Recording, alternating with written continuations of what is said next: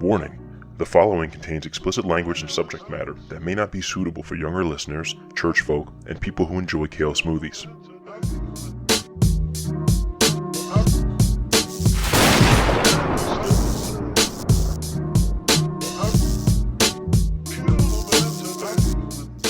Ladies and gentlemen, welcome back to A Pod Amongst Men.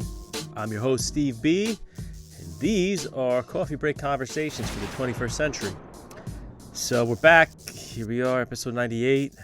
This week, I got to talk with Ameer S, a.k.a. Blackman Da Traveller. He's a travel blogger. He hails from East London in the UK. Very nice guy. We found each other online. So he has a YouTube channel, obviously called Blackman Da Traveller.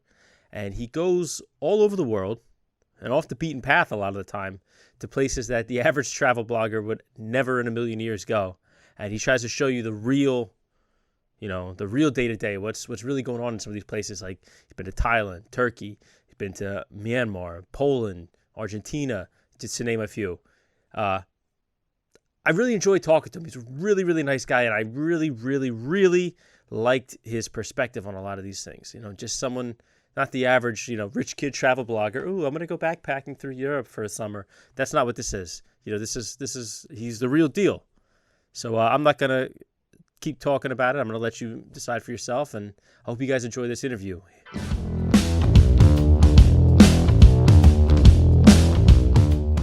Yo, so how did you find me? That's what I want to know, because you reached out to me. So how did you come across? Yeah, you know what it is? I was just browsing through podcasts on Instagram, and I think I saw some of your videos on the Instagram page, and I was just browsing through American podcasts, and yeah, yours just caught my attention. So I thought, let me just network. I'm trying to network with as much American podcasts at the moment, because I think podcasting is such a big thing in the USA. It's starting to become very common in the UK, but I think the best way to branch out my niche and to actually understand, how podcasts work is just to network with other people. Well, that's one thing we got here in abundance is podcasts, because now it's, anybody can start one. It's pretty easy. And I think a lot of people kind of took up on that offer. Like, oh, anybody can start one. I'll start one. Great. So now everybody has one. So it's tough. It's a lot of work too. All right. So Ameer, you're a travel blogger, self-described, correct? Yeah, correct. Yeah, that's right. So since this is our first time really meeting, I know I watched your stuff on YouTube. Do you want to give a little bit your own version of your intro? Like, how would you introduce yourself to the audience? Guys, so my name is Ameer Shamshi. That's my real name, but my name online is Blackman Da Traveller, and I am an up-and-coming Black British travel blogger that creates raw travel content. So everything about me is just raw. I do stuff like hitchhiking. I visit slums. I do 24-hour bus journeys, food reviews, hostels, homestays. So everything is just raw and exotic, what I do. Now you said you're from East London, from Stratford, correct? Yeah, from London, UK. So let's go back to the beginning, a bit of your life story. We're gonna start from the beginning and work our way into the birth of Blackman Da Traveller. So You're from Stratford. What's that area like? I know is it kind of a little rough from what I've heard? Not a lot of people know about Stratford, but Stratford is where the Olympics happened in 2012. Okay. It's a very diverse neighborhood. It's a very multicultural neighborhood. It's equivalent to your Brooklyn, to your Bed-Stuy, to your Flatbush. It's a very let's just say it's good and it's got its bad, history, but it's a very diverse and bubbly neighborhood. Yeah. Okay. So how did you come up there? Was it like a full family, mom, dad, brothers and sisters? Yeah. Basically, I'm born and raised in East London in Newham with my mum and my father as well, and my fellow siblings. So I'm born and raised over here, and it's home. It's what I call home. It's a very interesting neighborhood. You should come over one time. Well, my kid's sister actually lives in London. Okay. She works out there. So if she's still there when all this pandemic is over with, I've been trying to get out there. I mean, as of right now, the most I've been to London has been, had a layover at Heathrow for a few hours. That's about it. No way, man. I'll show you around. I'll show you around. I would love that. London was one of the places I really wanted to go, just because, growing up, my second best friend as a kid, his family was English. So, and he was born there and he came over here in, I don't know, kindergarten. So he essentially raised in the US, but I got to know like his family, and his dad introduced me to English comedy. Like he showed me Monty Python and like Fawlty Towers and stuff. And it kind of sparked this, I don't want to say like a love affair, but I've always been interested in English culture and just what's going on there. I get a kick out of it. A lot of people I know here, it's kind of an acquired taste, but that's a long way of me saying I want to come over there and hang out for a little bit. So, so now in your intro video on your YouTube, you briefly talked about, you were involved a little bit in, some rough crowds, some gangs a little bit growing up, and eventually you left all that behind. Yeah. How did that go down? You want to tell a little bit of that story? So basically, when I was young, I was hanging around with the wrong people, and obviously, when you're young and you're vulnerable and you're naive, you see life in a different way.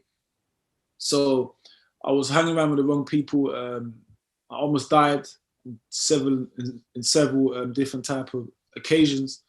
So what made me change my lifestyle was actually I met my partner in Miami, in America actually. In Miami? Yeah. Okay, I know a little bit about Miami. Yes, I met in Miami, and but I was with a girl, and she was my female cousin, and she thought that my cousin was my girl. Just to cut the story short. So when I met her in Miami, like we were talking, whatever, blah blah blah, and then she just changed my perspective. And then I came back to the UK and I was facing certain trials and tribulations, hanging around with the wrong people in my neighborhood, and then I started to travel in 2015, 14. And that's when everything started to change, like my concept of life and who I am as a person. Okay. So you mentioned, I saw online that you went to Australia after that time. Yeah. That's right. I lived 2 years in Australia. Yeah.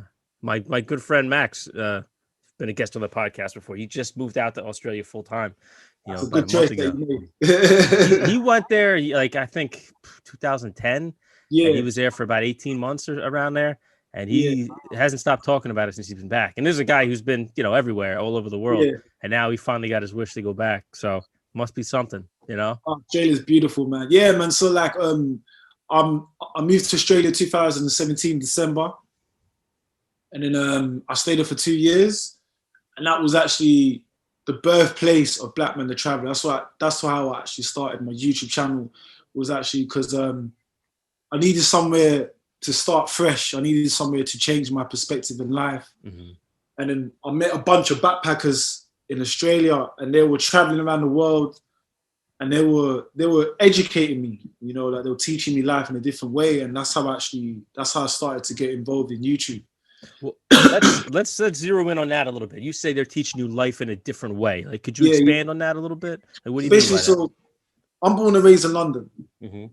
So let's just say that you're from New York and you come from a city that's very fast paced and very fast going, a very overpopulated city. Which it is. New York, the hustle and bustle. Mm-hmm. So vice versa in London, all I know is the London hustle and bustle. So when I go to Australia, I'm seeing people hitchhiking. I'm seeing people going to Asia. I'm seeing people going to Southeast Asia, South America. And I'm like, what the fuck? I'm like, what? I'm not used to this type of stuff. I'm used to like hearing the Big Ben, the London Eye, the sirens, the football, the soccer, the pie mash. I'm used to that type of lifestyle. So when I went to Australia, they educated me and they taught me life in a different way. And they said to me, look, you can travel in this way. You can meet people in this way. And I've actually learned more in traveling in Australia than I've learned in the educational system as a person. That's what I truly believe. I've talked about that a lot. Was that your first time, like leaving home, leaving the country? Yeah. Proper. Now for me, I had the same experience. Maybe like not that long, like 2015. Before it was the first time I really left the U.S. And I don't think people, I don't know, maybe we just can't do a good enough job explaining it as people, because it's one of those things you have to experience the first time you're away from home and you realize like, oh, there's a different way to do this. There's more than one way. Like that for me, that was a very enlightening moment. Like was that the same for you? Like that was like that light bulb went on in your head?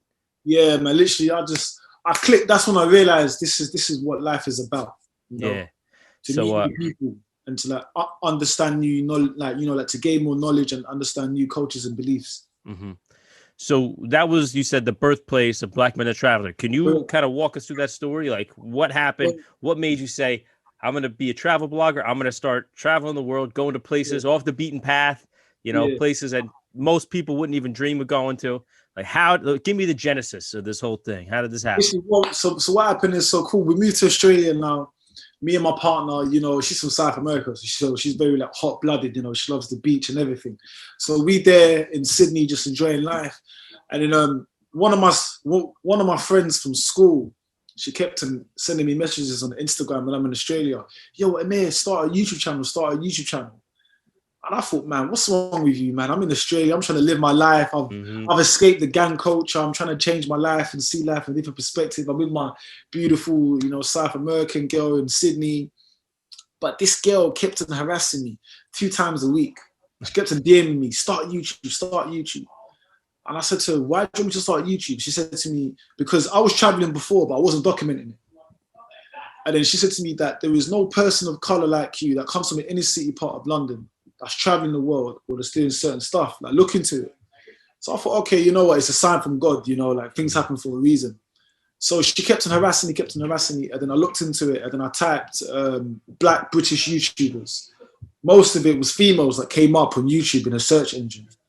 And then I typed, okay, black travel couple, travel bloggers. And then it was mostly couples that came up, but it wasn't an Asian man or a solo black man or a person of color. So I looked into it and I said, you know what, maybe I can start YouTube. So then my nickname is Blackman. So when I was a child, I used to call myself T-Boy because I was tall and I was a boy. Mm-hmm. And then one time I looked myself in the mirror and I said, okay, I'm black, but what goes with black? And then I had like a little bum fluff. So I called myself Blackman. And then that name just stuck with me from like when I was a child.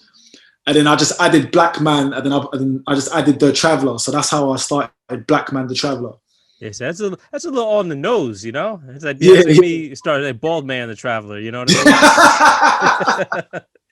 You never know. You never know. Well, that was going to be one of my questions. I was going to ask how you came up with the name. I was like, it can't be that simple.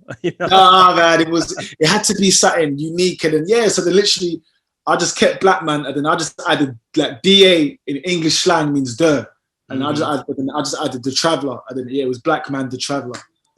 Well, you got a real specific niche, and I think that you're right in that's something that's been missing because in my experience with like friends of mine, acquaintances, people I met, guys in your position, maybe like a black man from the inner city somewhere, traditionally hasn't gotten a lot of the opportunities to go see the world and kind of leave their home and experience what else is out there. I think you documenting that is actually super valuable. And I'm going to say this, like, I know you reached out to me like to come on the show, and normally I'm kind of hesitant with that. But when I saw like what your platform was all about, I was like, this is actually perfect.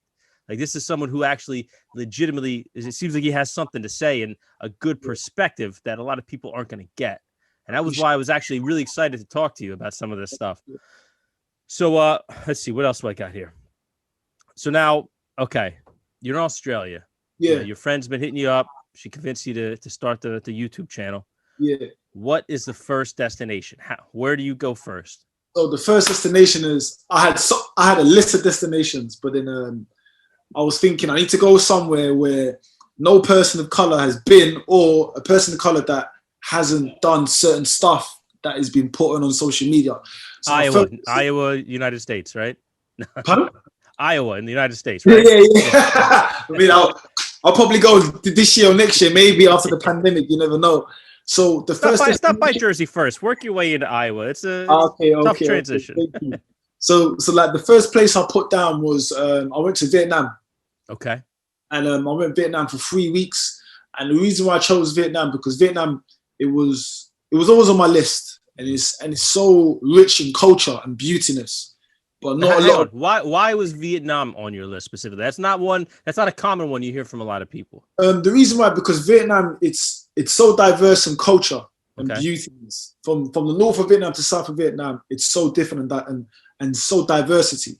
So I chose Vietnam because I wanted to show people how Vietnam really is, not in a materialistic way, if that makes sense. Okay, no, that makes sense. So when I went to Vietnam, the first thing I'd done, I stayed in a homestay, and I stayed in a Vietnamese family's house, and I was filming it, but then bad luck, I did catch the coronavirus, so I got a bit sick, and I couldn't really put it on YouTube. But when I went to Vietnam, I done something that came out of my comfort zone. I tried a local food delicacy over there, and the food that I had in Vietnam, I tried snake. So, sounds interesting. I'm with you. Keep going. Yeah, so that was my first ever day I got to Vietnam, and I tried snake. And I went to this famous restaurant in Vietnam, in North Vietnam, in Hanoi. And then snake is a very common Southeast Asian food delicacy. But in the Western world, people see it as, oh, that's weird. That's, like, why you eating snake? Yeah, here nobody's looking at a snake saying, "Ooh, that looks good." They're saying, "Step on it before it gets to the children," Yeah.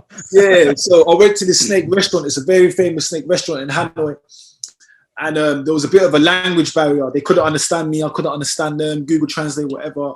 And I said to them, "I want to try snake," and then they took me to the back, and then they got a cobra. I said, "No, I don't want a cobra. No, thank you." And then they tried to get me a python. I said, no, thank you. In Vietnam, they're very intelligent. The bigger the snake, the more meat it is, the more money it's going to cost. The smaller the snake, the less money it's going to cost. So it's a basic knowledge thing. Mm-hmm. So anyway, I'm trying snake in Vietnam.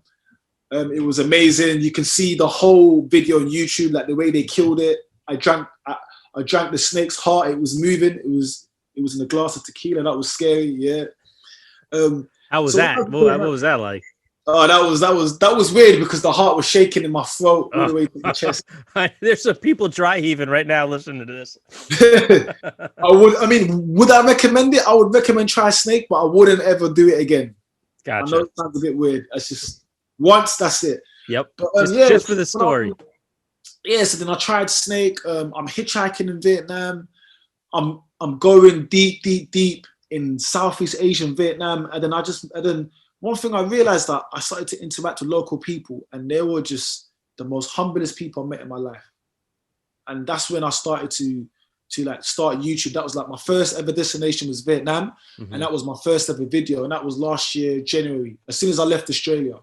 Okay. So this is, it's fair to say that a lot of these trips are fairly recent, within the last 2 to 3 years.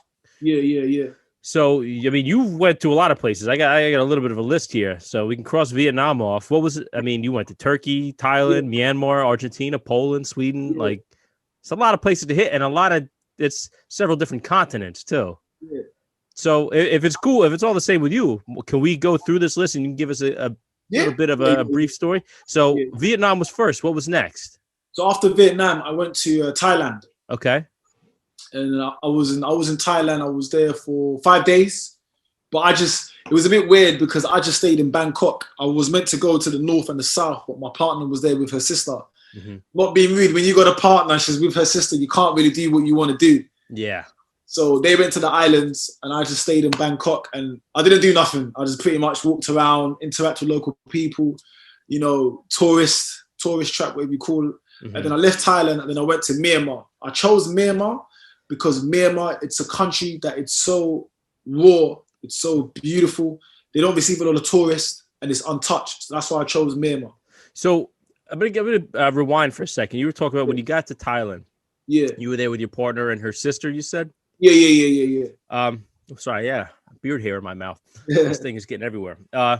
You mentioned it's tougher traveling with a partner than doing it solo. Now, that's traveling alone is something a lot of people would never dream about, their whole life. But what you just said would imply that there's more value in traveling solo than with a partner. Could you kind of explain why that is to you? I'll tell you the reason why, because I think when you travel with someone, either if it's your partner or your friend, you're kind of restricted to do certain stuff that you want to do. Okay. And there's always going to be miscommunication. That's the best way to describe it. Let's say you want to do something, but I don't want to do what you want to do. So then the journey, the holiday is going to become very boring and dull. But then when you're traveling solo and you're independent, you don't rely on no one. You just rely on yourself. Now, but isn't that, I know a lot of people would say, oh, man, it gets a little lonely. There's stuff that you can't do alone. Is there really things you can't do alone that you would have to have a partner to do it? I mean, it depends. You know what? It all depends on what's your concept of traveling, because you can go on a holiday and you can do certain stuff that you don't have to, like your partner doesn't have to be there, if that makes sense. Okay. You know? Like you can hitchhike. For example, when I hitchhike, I don't think my partner would jump in a random car with me and some random dude, you know? Yeah. So like those are the advantages that you have. And also you can wake up to whatever time you want and you don't really have a routine. But when you're with someone else, you're kind of restricted because now you're going on together. Yeah. You know, you're running by the time together. You're running by this together. So that makes sense. Yeah, a lot more flexible, a lot more fluid when you're flying solo. Does it ever get a little like dicey? Like, do you ever get concerned for safety in any of these places, being alone? Not really, because you know what, I'm a bit weird. I always judge people by the body language and the energy. So whatever energy you're gonna give me, I tend to receive the same energy. But when it comes to safety wise, like because I do hitchhike as well. Mm-hmm. So there's a little security thing that I do when I do hitchhike to make sure that I am safe. No, what's that? So basically, when I do hitchhiker, what I do, I got two methods. I'll go on Instagram, and then I'll go on a live, and I'll be like, guys, I'm here with, and I'll make sure I capture the person's face in the camera, or I'll make an Instagram story, and I'll make sure I'll be like, look, by the way, I'm a YouTuber, blah blah blah. That's the first step, and then the second step is, whatever country I go to, I always buy a SIM card in that country to make sure I have data. I will send my WhatsApp location to at least 5 or 10 people. Mm-hmm. So at least people have already seen that Blackman Da Traveller was last seen with blah, blah, blah on Instagram. They've already got their picture on Instagram. I've already got maybe a picture of their vehicle. And my last WhatsApp location was already sent by 10 people. So either way, I'm covered, if that makes sense. No, that's very smart, actually. I mean, it's good if you go missing, you know, but do you carry any kind of, I don't know, I don't want to say, I guess, a weapon, but you know, no self-defense stuff. It's all just no self-defense. Just everything is just by the energy and just by those two security methods. Okay. Well, I would definitely agree that just having someone's face on the camera and them seeing that you know that now they're on the internet with you, that's a good deterrent for sure. Yeah. All right. So let's rewind a little bit more. Let's go back to, we were still in Thailand. Yeah. You said you were only there for 5 days and you just walked around Bangkok. Yeah. What'd you see there? I mean, so as of right now, you've been to Australia and Vietnam. Well, how was Thailand different? Thailand was different compared to Vietnam in terms of Bangkok is very Western. It's a very Western city. It's very densely populated. It's a very big city with a big population. It's got a lot of hustle and bustle going on, and it's so diverse in terms of like the amount of tourists that are there. It makes it so diverse because there's tourists from all over the world. Thailand is very beautiful. Hospitality-wise, they are very friendly and polite. More so than, you know, like the average, like in London or New York? I would say, yeah, they're more polite. London is it's a very complicated city, in my opinion. Yeah. Bangkok is it's bigger, like size-wise, if that makes sense. Yeah. And it's more busy. There's more touristic in Bangkok compared to London. London's like this and Bangkok is like that. Bangkok, it's like, I describe this to my partner. In Bangkok, I feel like I'm an ant, if that makes sense. Yeah, it's the grand scale of the city and how much is going on. You feel insignificant. You just move your head, something's happening there, there's a car going here, there's a police officer going there, someone's just a bit funky. It's just like boom, boom, boom, boom, boom. It's like sensory overload. There's so much going on. Exactly what you see in Hangover, that's Bangkok, man. Bangkok. Yeah, I didn't want to say it. Okay. So exactly. that was an accurate depiction then on screen. That's Bangkok, man. Wow. Okay. So before we move into the next one, I know like your whole philosophy on this whole is to go to places that aren't the touristy spots, which Yeah, that by itself I totally get. It makes sense. You want to show people what's off the beaten path, but yeah, you want to go to the point where you're going to slums and yeah.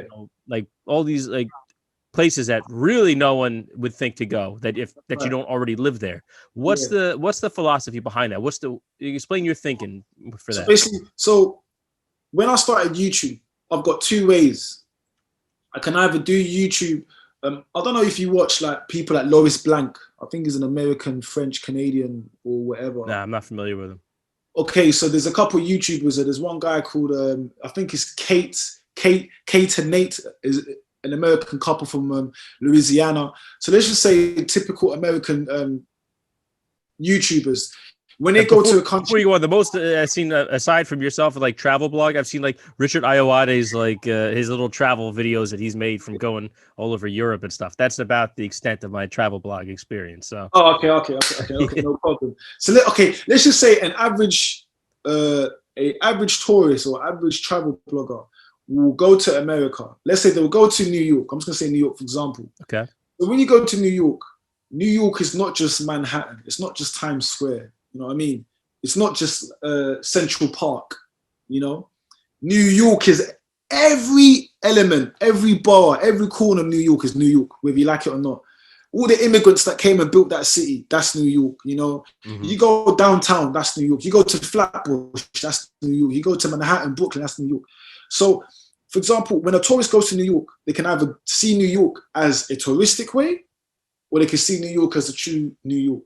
So when I started YouTube, I can either go to a country, go to London, go to Turkey or Argentina and just film the typical touristic stuff. And that could be my target audience, persuade people to live the luxurious lifestyle, the materialistic way, or to show people, say, you know what, fuck this. This is how we're gonna travel. This is how you guys are gonna go to the next destination as a backpacker, hitchhiking, raw, exotic, and more diverse.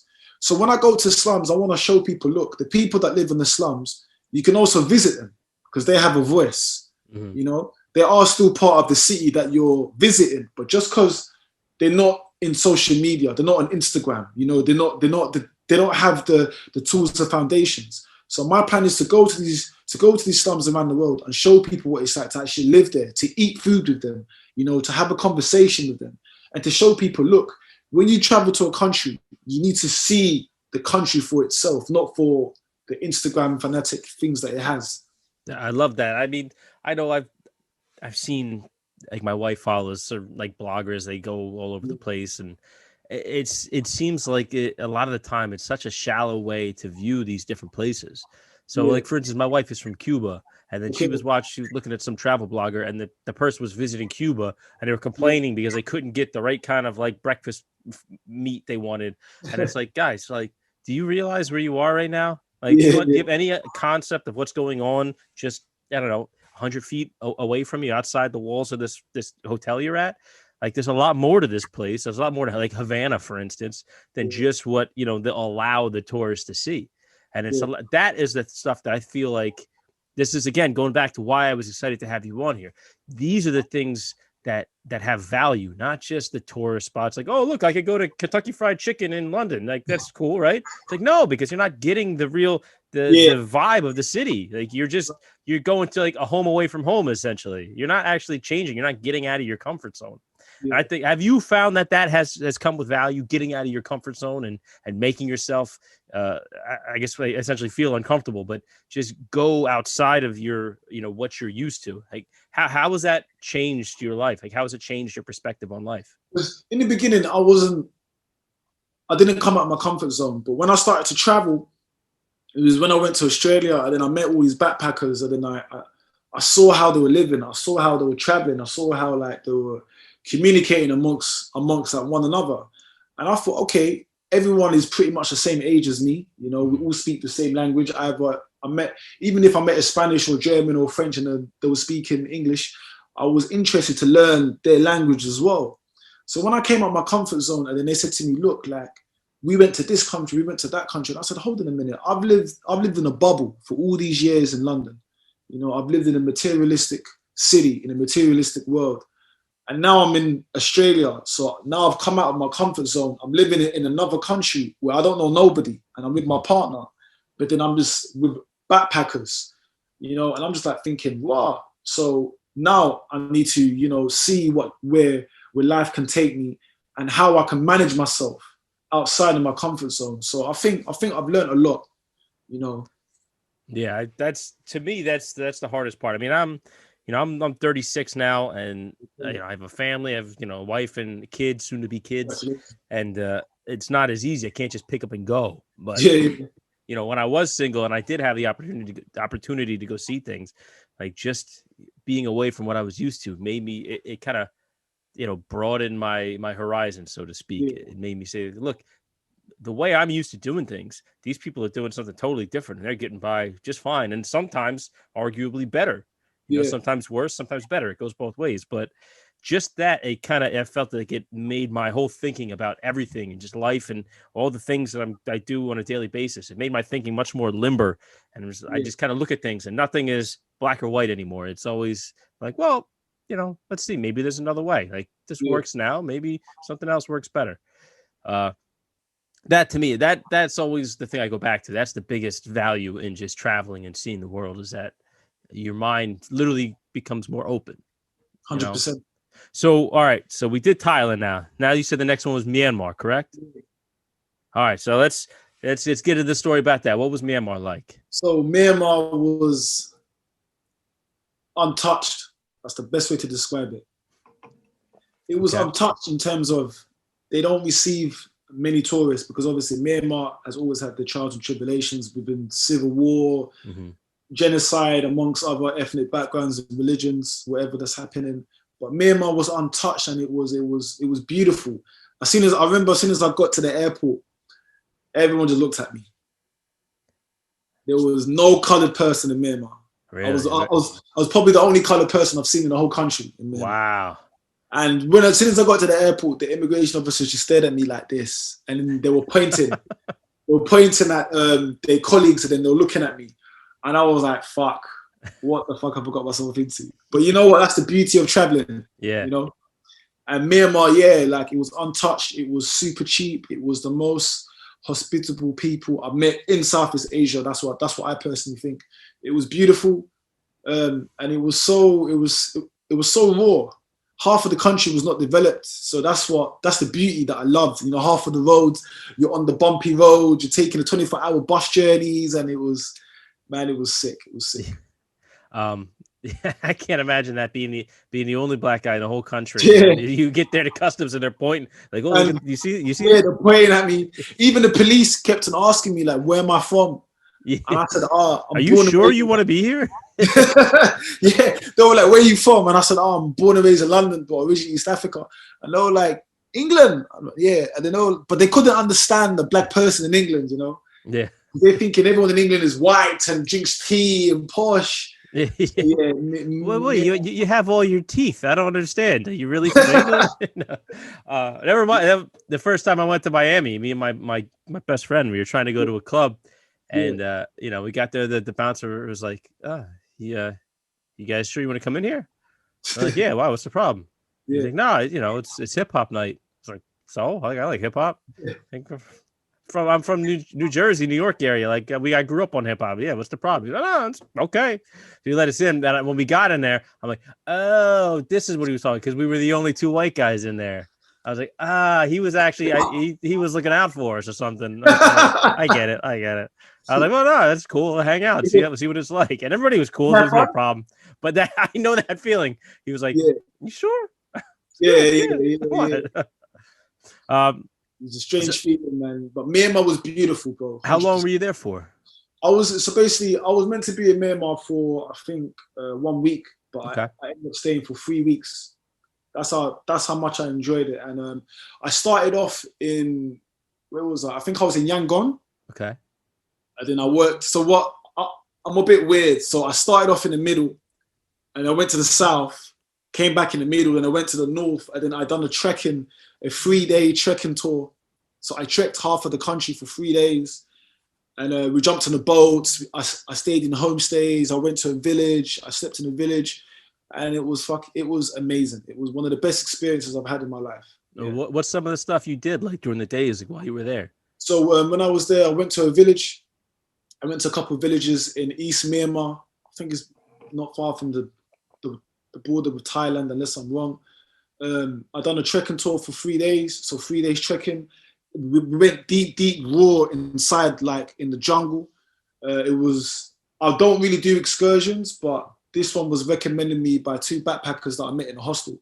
Okay. And they told me to do it. And there was other people in the hostel that I stayed in. They recommended me. So it was a 3-day trekking tour, 2 nights to sleep in two random houses in the village. I went to a pagoda. A pagoda is like a shrine for the Buddhist kind of religion. Thing. And I went to a couple of pagodas in Myanmar, and I just got lost in a village. Started talking with locals. They speak English over there. That was very good. Mm-hmm. But I was even communicating in their language. I managed to go to one of the biggest monasteries in Southeast Asia, in Myanmar as well, and I put that on YouTube as well. So I did film that. That was very interesting to understand a different type of religion and culture of how people, see life in a different way. You said you were getting lost. I've seen that in a few of your videos, say getting lost here, getting lost there. When you say getting lost, like, do you mean like just walking around aimlessly, like no idea where you are? Yeah, literally I just get lost. I just walk around, and then as long as I got 2 things, internet on my phone, okay, and my portable charger is fully charged, I don't mind. I don't care what's happening. I'm the same way. Like if you go somewhere, as long as you have those 2, you have the phone, you're never really lost then. Yeah. You mentioned like starting off in the middle, then going up. The first time I went to Europe, I went to Switzerland, and we started off on the south in Lugano, and then we went to Zurich, and then we went back down into Italy, into Milan. It was like we were like right there. Like why didn't we? But it's just the way the timing worked out. All right, so we have Myanmar. Yeah. What's the next place? So after Myanmar, I came back to Thailand. Okay. I was so lazy. I stayed for another 5 days in Bangkok, just partying, enjoying the city. And then from there, I went to Argentina. What's the party life like in Bangkok? Thailand is crazy, man. Yeah. Thailand, I saw some weird stuff I've never seen in my life, like ping pong shows and people doing some crazy stuff. Yeah. Is ping pong shows a thing, like with the strippers put the ping pong? Oh yeah, man. Yeah. It was gross. I saw someone shoot something, or like Thailand. Everything you imagine about Hangover, that's the best way to describe Thailand. Wow, it's like the Wild West. Oh my God! You see, Thailand it's a place where you're never ever gonna forget. And what people say, what happens in Thailand stays in Thailand. I saw some weird stuff there, and yeah, it's a bit too much. You don't wake up with any tattoos, did you? No. I didn't wake up with no tattoos, no lady boys next to me, nothing, no kid, no monkey. No, man. I made sure that I was well behaved in Thailand. Yeah. Now, do you like when you go to these places? Is most of it just exploration? Like, do you get into any kind of like partying with people you meet? Like, what's the policy on that? Is it kind of you keep it? As far as like, do you drink a lot? Do you smoke anything while you're there? Okay, so basically, when I'm out there, I don't drink alcohol. Okay. So I do smoke weed when I can, but normally when I'm out there, I tend to interact with the people that I stay with, if that makes sense, because I stay in hostels and homestays. I don't stay in Airbnbs or hotels. Mm-hmm. So when I was in Thailand, when I was in Myanmar, when I was in Vietnam, whoever's in my hostel, I'm gonna hang out with them. Because all of us are expats, all of us are backpackers, so we're all kind of in the same predicament. Mm-hmm. So when I was in Thailand, literally, I was just with all the backpackers, just like partying with them, and some of them they were partying hard, Yeah, it was crazy. I remember. I'll tell you a story. I was in Bangkok, and I met 2 American dudes, and it was their first time ever in Southeast Asia, and it was my first time ever in Southeast Asia, and we just met randomly in the street. Where you from? London. Oh, you're from London? Are you from America? Oh, cool. We just exchanged numbers. And then we went to one hip hop club. And then we went to another place, and I was hanging around with them. Man, you Americans, you know how to party, man. You know how to travel as well. If there's one thing we're good at, we know how to go to excess. Yeah. You guys are very, very energetic. Yeah. So I was with them, and I had some amazing time in Bangkok. So then I ended up staying extra in Bangkok. And then after Bangkok, I went to Buenos Aires in Argentina. Okay. Now I want to hear about Argentina, because now you went from Southeast Asia, now you're in South America. Yeah, very different part of the world. Yeah. All right, so we're in Argentina, Buenos Aires. Yeah. How long were you there? What'd you do? So I've been Buenos Aires before because my partner's from there. Okay. So then this time was a bit different because I got stuck because of the pandemic. But when I was in Buenos Aires, it was because I haven't been there in a couple of years, so it was very good to see her family, you know, and her friends. And Argentina, it's a Latin American country, but Buenos Aires is a very European city. Okay. With a lot of European infrastructure, and there's a lot of European descent, Italian, Spanish, French, Germans. I was gonna ask, I heard there's a lot of Italians in that area. Uh-oh. Hope he didn't freeze. Uh-oh. Especially the wait. Hold up. Nope. Yeah, you are frozen there for a second. Oh, sorry, I apologize. Can you see me? No, yeah, I see it. It's good now. I think it's actually on my end. So, all right. So you're there. I was going to. What I'm saying, it was a lot. I always heard there was a lot of Italians and Germans down there. Yeah. There's a lot of Italians and German descent in Buenos Aires. It's a very, very diverse city. So when I was there, I was filming as well for YouTube, and I went to a famous area called La Boca, where Maradona is from. Okay, and rest in peace. It's a very dangerous neighborhood. So I thought, let me go there and let me film and show people what it's like to actually go to these neighborhoods and show people the diversity that this neighborhood holds. So when I went there, I done a little video, and I went past a couple favelas or slums, whatever you want to call them. And that was very interesting as well, to actually interact with the local people. A lot of them, I've never seen a black tourist holding a camera. So it's very interesting for them to have a conversation with me. But yeah, Argentina was very, very, very diverse and beautiful. Yeah, I mean, in any of these places, you ever deal with any issues of racism? I saw the video you made from when you were in Poland, and I know my own experiences with a lot of South American Hispanic cultures is they're just as racist as some of the people here in the U.S. from what I've seen. Have you dealt with anything like that? When I was in Buenos Aires, I do get a couple stares. In Buenos Aires, they don't have a lot of people of color. Let's just say that it's not like Brazil, because I've been to Brazil before. It's not like Brazil or like Ecuador, Colombia.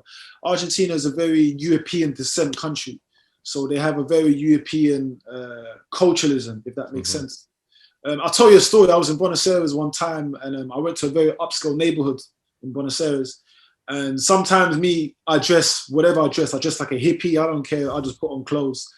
And then we went to this posh restaurant, and the waiter did not acknowledge me. You know, so he just looked at me, then he looked away. Then he was talking to my partner, and he gave my partner the menu. And then I sat opposite my partner, and then my partner was a bit upset because the waiter did not acknowledge me. So he was speaking in Spanish, and I understand a bit of Spanish, but he didn't know that. So the guy was like, "Oh, do you want me to call the police? Is this guy bothering you?" There is a couple of black people in Argentina, but they sell they're like street vendors, if that makes sense. You know? And he must have thought I was one of them. So he was gonna call the police, and he was saying to me to leave the restaurant, blah blah blah. I just said, "Excuse me." As soon as I spoke English, everything changed. Yep. Yeah. He's like, "Oh, habla inglés?" Oh yeah. See, then he started getting the men in English. Yeah, habla inglés, motherfucker. Yeah. Yeah. And then he started treating me differently, and then he was starting to be this type of waiter that he should have been in the beginning. But that's the only racism that I faced in Argentina, apart from people staring at me and a couple of police officers staring at me. But you know what it is? There's racism everywhere, you know? So, but apart from that, Argentina, it's beautiful, it's raw. And I've got a couple projects working on as well. So hopefully this year, when I go to Argentina, I will be filming in one of the biggest dangerous slums in the whole of Argentina. All right, I'm gonna keep your eyes out for that one, people. Thank you. So I know you mentioned, meeting people, other backpackers, other, expats, like travelers. Yeah. I saw you met the guy Austin. You were hitchhiking in Turkey. Yeah. Cool American dude, Austin, man. Very, very cool, man.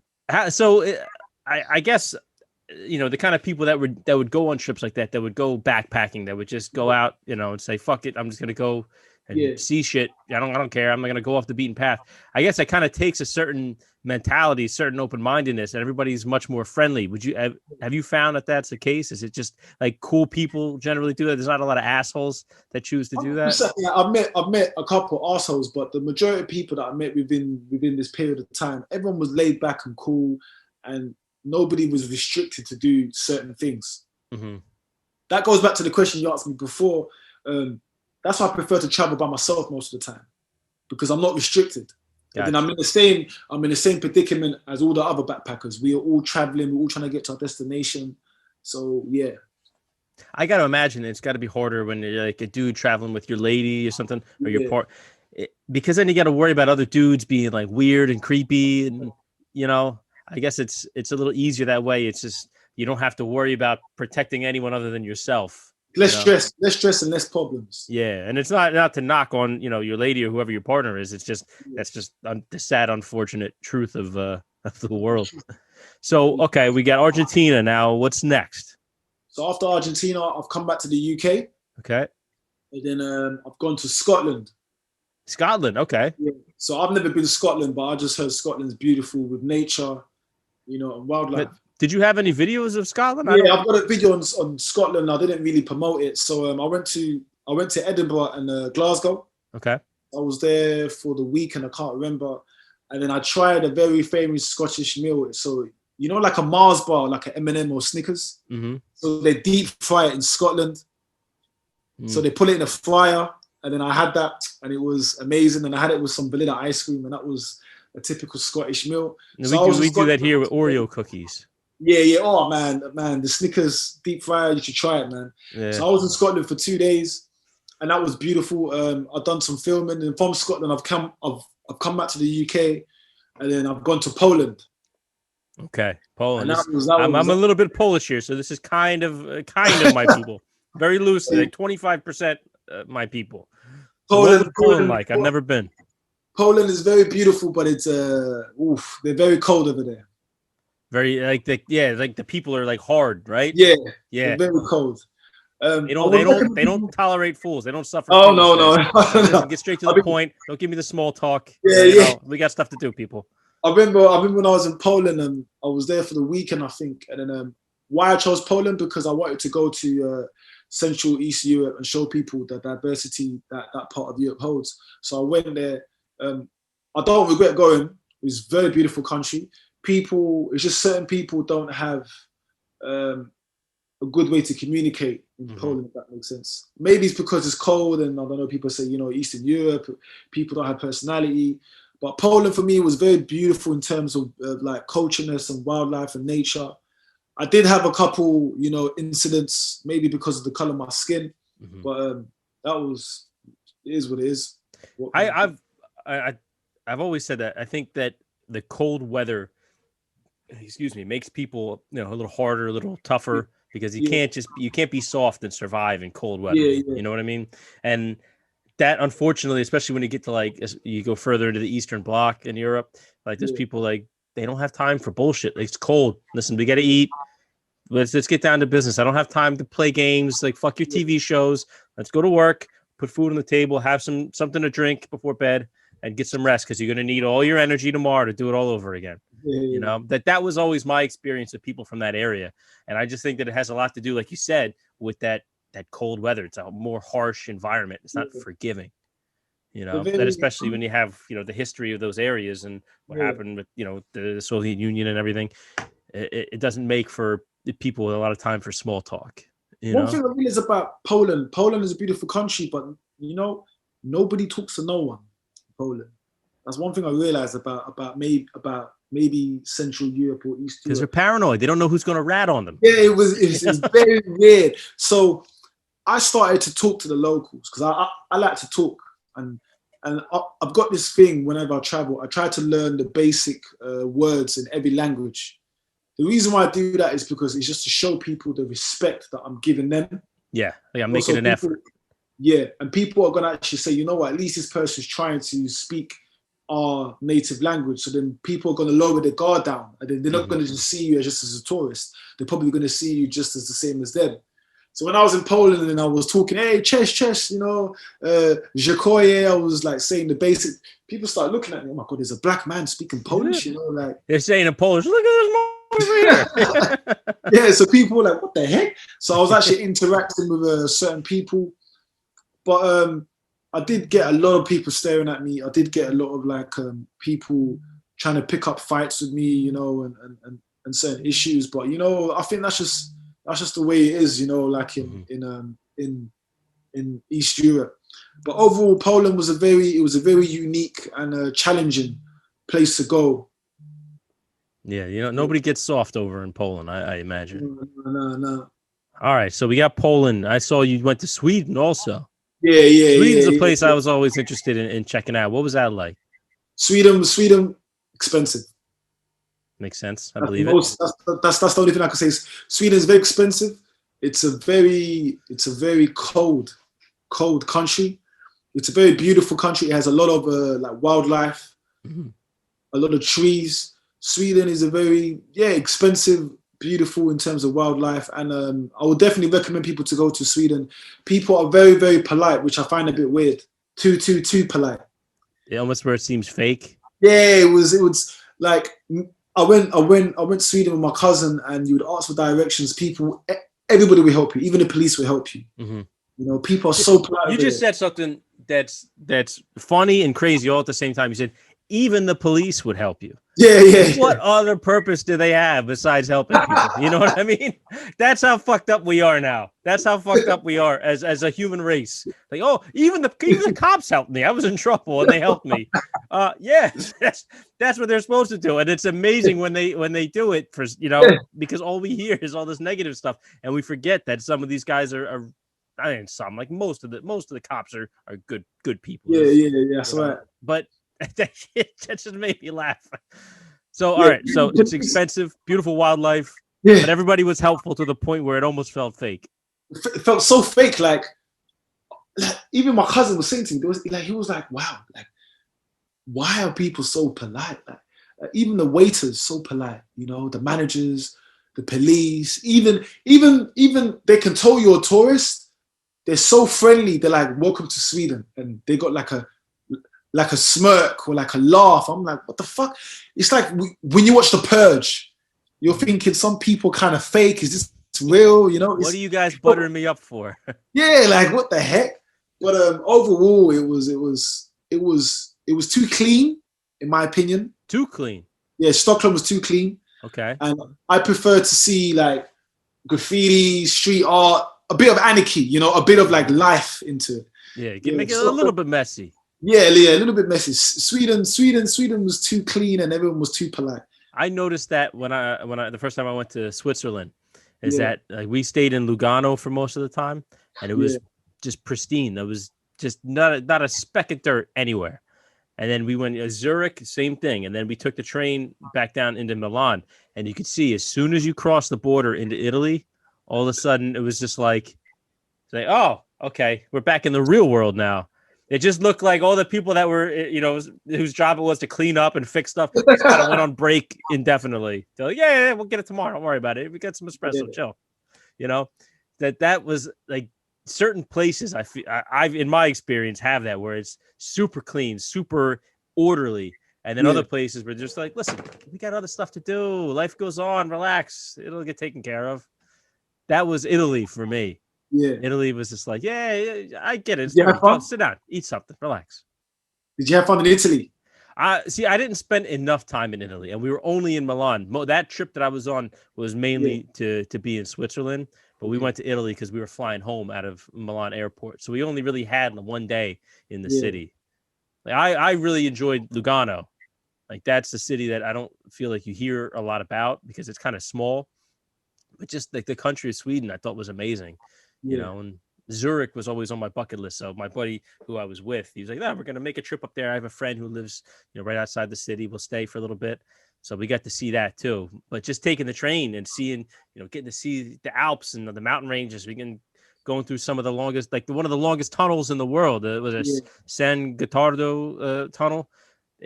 just some of the stuff, because for me that was my first time in Europe, so I was just like, this That's is amazing. The traveling, you know, because you discover so many things, you know. Yeah, and that's, to me, that really kind of ignited that desire to go see other things. So I always try, like me and my wife, we love going other places. We've been going to Europe. You know, I got to see Spain, I got to see like Barcelona, and then Madrid. Get to see, we got to go to France. I wasn't crazy about France. Yeah. Have you been there? You've been to France? I've been far. I mean, I love Paris. I don't know why. I just love the city. I don't love the people. That was my same thing. I feel like the city has so much character, but a lot of that character is an asshole. You know what I mean? Yeah. It's like, yo, the guy's got he's got a big personality, but he's kind of a dick. You know? Yeah.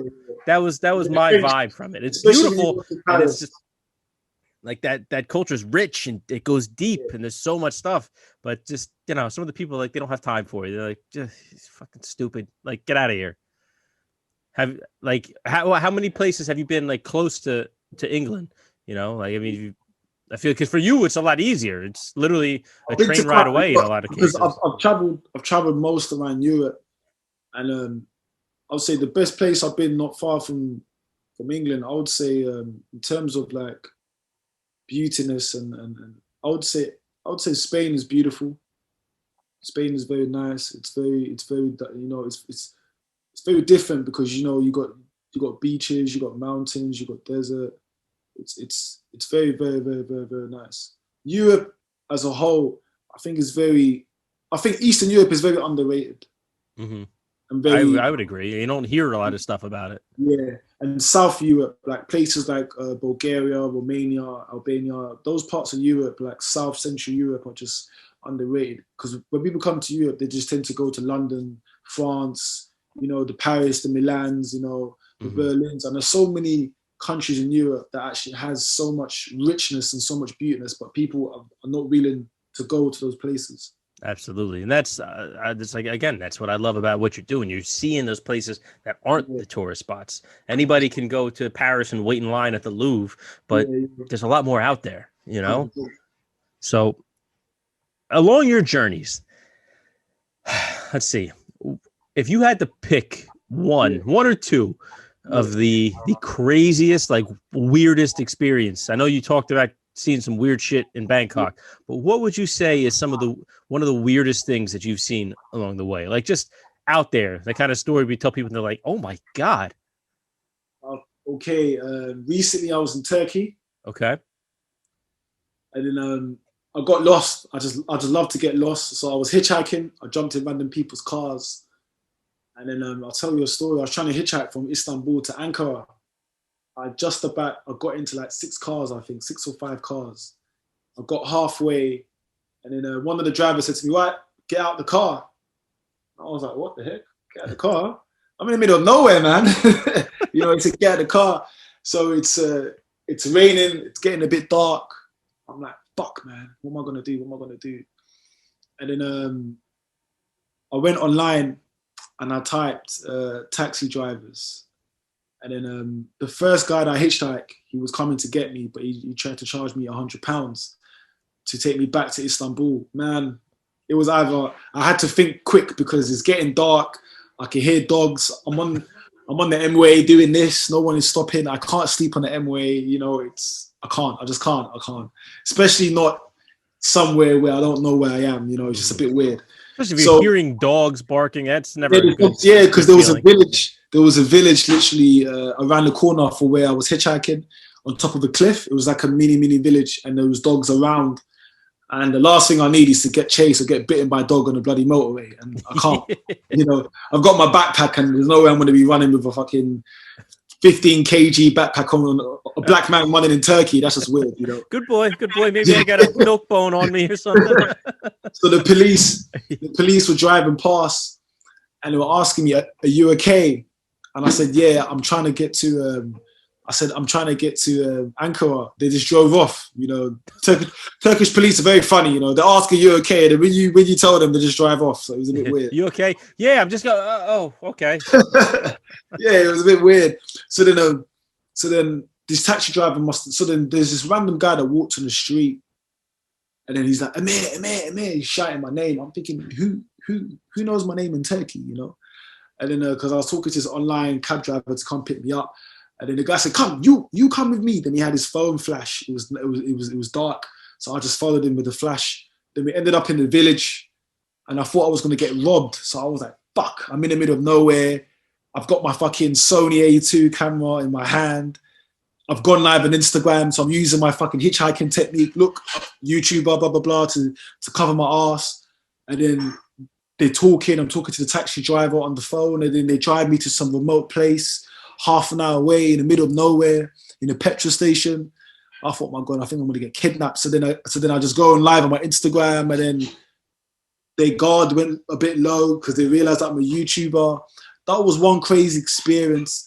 There was one crazy experience. I was in Turkey. I got lost in a village during the day, and then I ended up in some random person's house. I put the video on YouTube, and then this farmer guy, he let me come to his house, and then he had unborn chickens that just hatched, and he showed me the unborn chickens, and then he showed me around his farm, and it was just weird and crazy, you know.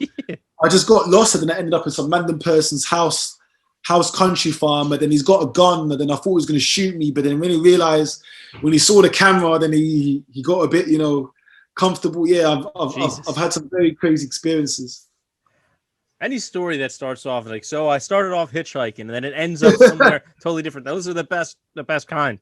Obviously I'm glad to see that you made it out in one piece. Thank you. So the last place I want to ask you about was Turkey. How long did you spend in Turkey? So Turkey, I was meant to be in Turkey only for a week or 2 weeks, but I ended up staying for 3 weeks. And from Turkey, I started off my journey in Istanbul. I stayed in Istanbul for 3 days. I didn't like Istanbul. It was too much of a touristic trap. I went there before, so I thought, let me give it a second chance. I wouldn't go back again. It's too much touristic trap. So from Istanbul, I tried to hitchhike to Ankara, didn't make it. So I came back to Istanbul. Then I went to Ankara by coach, and I traveled around. So I went to Izmir, Cappadocia, Antalya, Olympos. And for me, Turkey was so beautiful. Everywhere you go, people gave me free tea, free drinks, free food. It was just weird, you know. The hospitality in Turkey for me was one of the best places. You know, I ended up in Ankara on my first night. I was filming, and some random people invited me over to come to their house. I was walking in the street, and they shouting through the window, come. And I just took the risk. I just walked in the random people's house, and I started to film, and I'm sitting there drinking tea with them, eating food. But that just shows you when you come out of your comfort zone, when you travel and you meet so many people, and you start to appreciate life a bit more. We're so used to hearing about like the awful things that people are capable of that we forget that there's so many beautiful, genuine, good people out there. Yeah. You know, and it's easy to just overlook that. Say, people they're gonna try to rob me, they're gonna try to fight me, they're gonna do this and that. Like, no, this guy literally just wants to have a cup of tea with you and just bullshit for a little bit. Maybe smoke some shisha or something. I don't know. Yeah. I think the most humblest people I've met was just by traveling. That's what I think. So you talked about Istanbul being very tourist trappy. Yeah. Do you find that certain cities are more of a tourist trap versus just being like filled with tourists? Like some places where they really gouge the prices. They make it.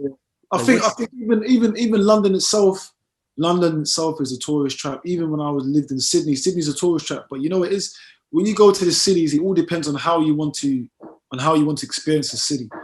You can always experience the city as a tourist, or you can experience the city as a local. Mm-hmm. Istanbul is built for tourists. It's just without the tourists, they're not going to make no money. And it's just in every corner, left and right, you just see so many tourists. Even though Turkey is a massive country with a big population, and Istanbul's got a big population, there's tourists everywhere. Mm-hmm.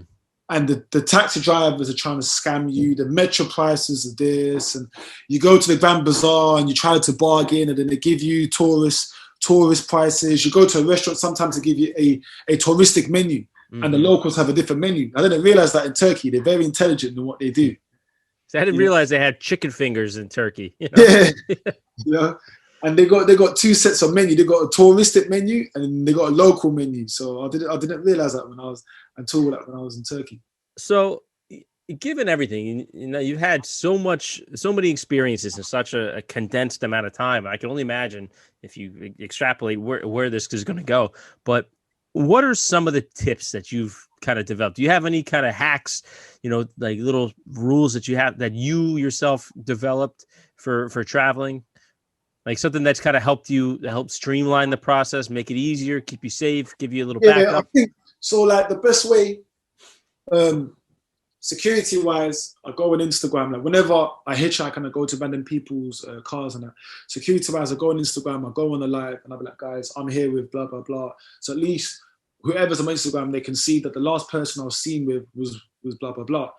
And then on WhatsApp, I'll send my location to certain people because whenever I travel, I always tend to use a SIM card of that country. So I've got data. So on Instagram, I'll be like, look, guys, I'm live with blah blah blah. WhatsApp, I'll send my location to certain people. That's the security wise. And then when it comes to communication, in whatever country I go to, I try to understand the basic words in every language to communicate with people. Hello, how are you? Thank you, how much? Blah blah blah. That shows the signs of respect as well. So that shows you that, okay, look, I respect your culture, and people are they're gonna at least respect you a bit more because they're gonna say, you know what, at least this person's trying, and then they're gonna lower their guard down. So those are the little hacks that I use when I travel. Okay. Okay. Out of all the places you've been to, Yeah. what's A, the one place you would love to go back to, and B, a place that you would never ever go back to? Okay, so the one place that I'll go to and the one place I'll never go back to. So the one place I'll definitely go back to, I would say Myanmar. Myanmar is very good because it's raw, it's untouched, it's beautiful, and there's so many things to see in Myanmar that I need to go back to continue to film. And one place that I wouldn't probably go back, maybe Poland. I don't know, maybe Poland. Okay. Just because, I didn't like the energy and people were very cold over there. Makes sense. Yeah. All right. Now, this is going to be the last question I got for you before we get out of here. Now, when you go back home to East London, with your perspective now so much broader, so much more vast, you've experienced all these different things, you've left the bubble, you've absorbed all these different cultures. Yeah. What's a lesson you would tell a kid, maybe like yourself, 10 years ago? What's a lesson you would tell him that you learned that could help him? Like, what's something that you would bring back, the wisdom that you would share? The best thing I can say to people is when you travel, you're gonna start to see life in a different way. You're gonna start to appreciate life as well a bit more, and you're gonna humble yourself, because the most humblest people I've met was when I traveled abroad. And I gained more knowledge in traveling than what I've learned in the education system. That's what I think. And of course, you start to humble yourself because you start to appreciate life a bit more, because you start to see life in a different way that you didn't see before. And the only thing I can say to people, like when you start to travel, I truly believe is just come out in your comfort zone. Don't be scared to try new things, because if you're just gonna travel and do these touristic things, you're just gonna be the same person as the person that's sitting next to you in your flight. You're just gonna be the same Instagram fanatic or the same materialistic person. So come out of your comfort zone and just try new stuff. Try to communicate with the locals, try to eat the food, try to eat the typical food delicacies that come from that country. I mean, I love it, bro. I'm all about what you're doing, man. I really think there's a lot of value in what you're doing, and I hope you stay safe. I hope you keep doing it, and I'm really looking forward to seeing more from you, bro.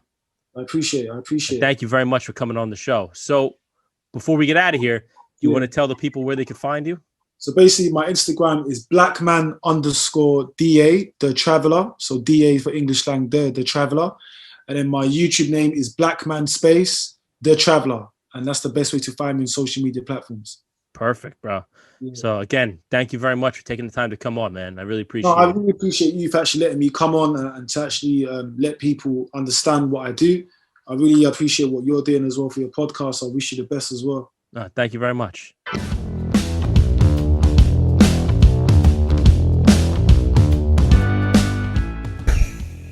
That's it, guys. That was my interview with Blackman Da Traveller. Blackman Da Traveller. He spells traveler with two L's, but I don't know. Maybe the first one was taken. I don't know. Anyway, he's a fucking cool guy, and I enjoyed the conversation. I hope you guys did too. So, as usual, you know where to find us, A Pod Amongst Men, on Instagram and Twitter. Also on Facebook. I never say that, but I probably should. Like, we're on Facebook. I mean, nothing special there, but Facebook is where you go. You'll find us there too. Also, if you have any long questions or any business inquiries and maybe guest suggestions, or you're a potential guest yourself, you want to get on the show, email me, apodamongstmen@gmail.com. And if you're watching this, you're on YouTube, please make sure you like and subscribe. Share if you can. That's even better, but I don't know. Sometimes maybe that's too much to ask. But if you feel like it, it certainly would be appreciated. And if you're listening, make sure, if you're watching, you can find us on all the other podcast platforms. You can find us on iTunes, Spotify, Google Play, Stitcher, SoundCloud, Amazon Podcasts, Google Podcasts, SoundCloud, iHeartRadio, wherever you get your podcasts, we're there. Guys, that's all I got for you. This is 98. Next week will be 99, and then we're at 100 episodes. I can't fucking believe it. So thank you so much for sticking around. Everybody listening, I love you guys. I love the feedback I get from a lot of you. Listen, this is just a hobby of mine. And the fact that, so many of you guys have come along on this ride with me, I can't say how thankful and appreciative I am to all of you. I love you all. I love you all. I love you. So, I don't know, that was weird. I love you. What the fuck was that? I don't know. I thought I was going to do like a cool, funny voice, but yes, you know what it is. I love you. That was a little better, a little weirder. I don't know. Get the fuck out of here. I got nothing for you. I'm just rambling. Bye. See you next week.